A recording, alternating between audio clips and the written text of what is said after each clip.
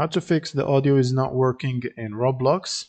So first you'll need to press the escape button or click on the settings icon to open up the settings, and then go to the settings tab and scroll down to audio, where you can find the audio devices. So for example, the output device right here, make sure that you select your speakers or headset or whatever device that you want to use for outputting the audio.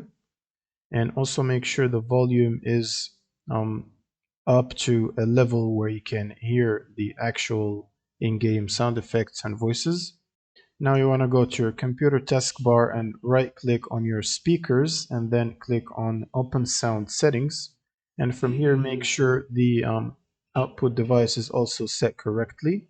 So select your headset or whatever device you want to use for the output, make sure it's selected here, and then also increase the volume or the master volume to a level where you can hear.